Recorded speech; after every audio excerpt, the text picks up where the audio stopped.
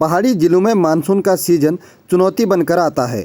बागेश्वर जैसे संवेदनशील जिलों में यह चुनौतियां अधिक बढ़ जाती हैं। पिछले कुछ वर्षों से जिस तरह मौसम का मिजाज बदल रहा है वह पहाड़ों के लिए घातक साबित हो रहा है। पहाड़ों में अतिवृष्टि और बादल फटने की घटनाएं बढ़ रही हैं, जिसका खामियाजा यहाँ के बाशिंदों को भुगतना पड़ रहा है। यह मंजर जो आप देख रहे हैं यह सोंग मुनार क्षेत्र का है। 8 जुलाई की रात सोंग मुनार क्षेत्र में बादल फटने जैसे हालात बने। काफ़ी तेज़ बारिश हुई और बरसाती नदी नाले उफान पर आ गए।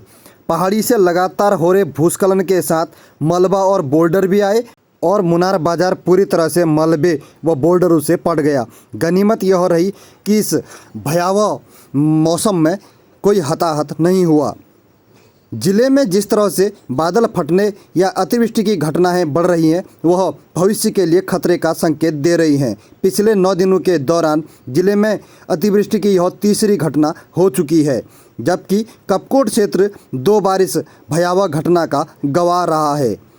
रात भर हुई बारिश का असर क्षेत्र की सड़कों पर भी देखने को मिला। जिले की 34 सड़कें इस दौरान बंद हो गई। वहीं स्कूली बच्चों को भी स्कूल जाने में काफ़ी दिक्कतें झेलनी पड़ी।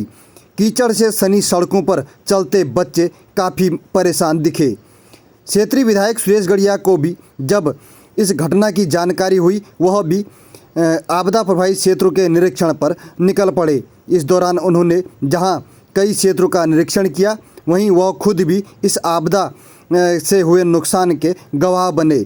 साथ ही उन्होंने लोगों के बीच जाकर उनका हालचाल जाना और लोगों की मदद भी की।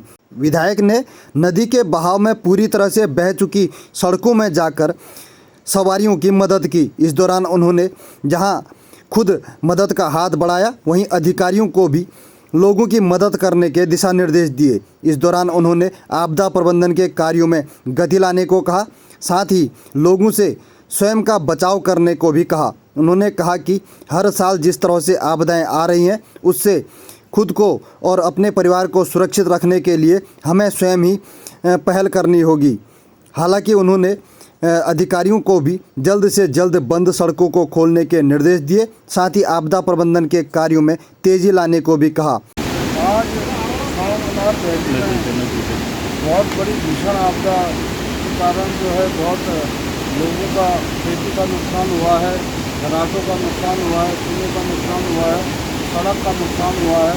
और एक तरीके से कहा जाए तो क्षेत्र के अंदर इतनी बड़ी आपदा कभी देखने को नहीं मिली, जहाँ लोगों के घर एक तरीके से बिल्कुल एकदम मिट्टी भर चुकी है घरों के अंदर, और दूसरी तरफ आवाजाही का पूरा मंजर जो है एक तबाही में तब्दील हो रखा है। तो इसलिए मेरी गांव वालों से, क्षेत्र के सभी सम्मानित जनता से निवेदन है कि आप घर पर ही रहकर काम को सुचारू करें, क्योंकि जिस तरह से आपदा आ रही है, क्योंकि हमारा जो क्षेत्र है वो आपदाग्रस्त क्षेत्र है और इसलिए हमको कम से कम जगह निकल कर अपने जान माल की सुरक्षा करनी चाहिए और अपने आप को सुरक्षित रखना, अपने परिवार को सुरक्षित रखना ये हमारा कर्तव्य है। शासन प्रशासन की सभी टीमें यहाँ उपस्थित हैं और जेसीबी मशीनें भी यहाँ पर तुरंत अवेलेबल है, और लेकिन जिस तरह का मंजर दिखाई दे रहा है बहुत कष्टदायक है। पिछले कुछ समय से पहाड़ी क्षेत्र जिस तरह से आपदा का सामना कर रहे हैं उसके लिए कहीं न कहीं हम स्वयं ही जिम्मेदार हैं। विकास के नाम पर प्रकृति से छेड़छाड़ की जा रही है, पर्यावरण को लगातार नुकसान हो रहा है और उसका नतीजा इस तरह के खौफनाक दृश्यों में देखने को मिल रहा है। वक्त रहते अगर हम नहीं संभले और प्रकृति को सुरक्षित करने के उपाय नहीं खोजे गए तो आने वाले समय में हालात इससे भी अधिक भयावह हो सकते हैं।